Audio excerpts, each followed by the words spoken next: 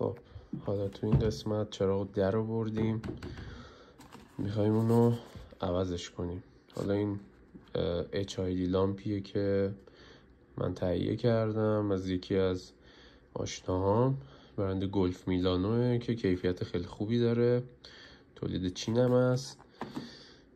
اینم اون زنون فابریکیه که از فابریکی رو ماشین مونده و این حاله های سفیدی که میبینید تو لامپ درست شده نشون دهنده اینه که این اکسپایر شده این لامپ و این خیلی قدیمیه. حالا بریم بهتون نشون بدم که چجوری باید عوضش کنید. خب چراغ حاضرات پشتش در واقع 3 تا دریچه داره. دریچه اوله که برای نور بالا و لامپ سکنه، من از قبل هدلایت نصب کردم روش، پایه H7 میخوره. زیر این سیمم یه دونه به اصطلاح لامپ سکن میخوره که حالا با اون کار نداریم. اینجا موتور تنظیم شوندشه که تو این قسمت قرار داره مکانیزمش، اینجا هم که برای راهنماشه و این دری که 3 تا پیچ داره برای HID لامپشه یا همون لامپ زنون. خب ما برای باز کردن این درپوش 3 تا پیچ داره که باید با یه پیچ گوشتی 4 سو بازش کنیم. خب الان درپوش رو باز کردیم که مشاهده میکنید اینجا گذاشتمش. 2 تا پیچ کوچیک داره دو طرف این آلومینیومی که من اینو عقب باز کردم. یه سوکت هم پایینش داره که اینم من باز کردم که بتونیم به راحتی این لامپو، خب این لامپ به این شکل در میاد و شما دیگه این لامپ قدیمی که حالا یا سوخته یا دیگه به درد نمیخوره رو بذارید کنار و این درپوش میمونه که با 2 تا پیچ دوباره به اونجا وصل میشه. این هم که سوکت HID شه. همیشه هر وقت این لامپو باز میکنید سعی کنید با یه دستمال عینک داخل این رفلکتور رو یه دستمال بکشید که اگر خاکی چیزی داخلش رفته بود تمیز بشه، چیز دیگه ای هم بهش نزنید. توی لامپای سمت چپی لامپ جدیدیه که من تهیه کردم و میبینید که کاملا قسمت اصلیش هیچ سفید شدگی نداره. لامپ قبلی که میبینید کاملا داخلش سفید شده و اصطلاحاً اکسپایر شده دیگه این زنون.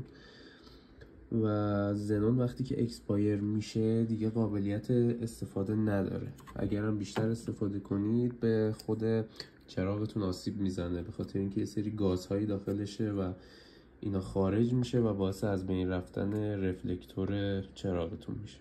من الان یک طرف این پیچ رو بستم و مشاهده میکنید هنوز این لامپ لقه، چون که پیچ دومش رو جا نزدم.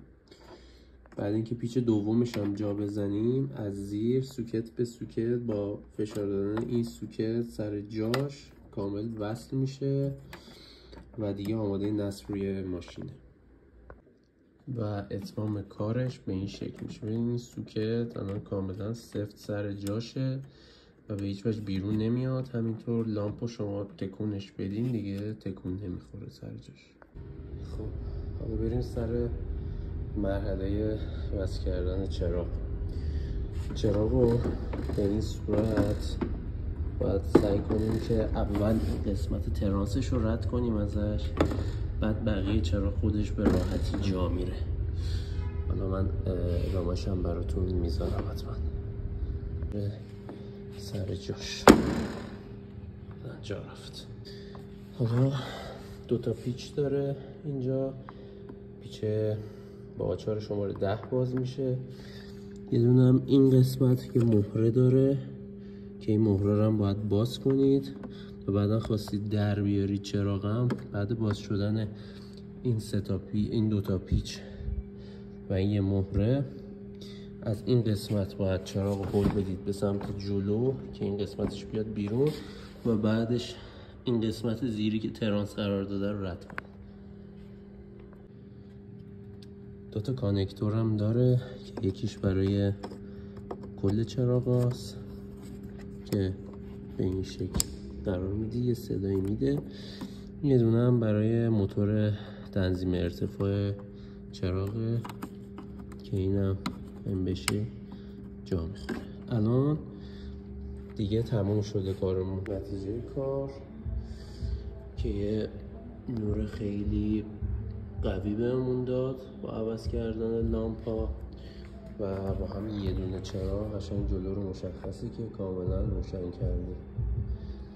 بریم اون یکیش هم ببندیم و در نهایت اتمام کار.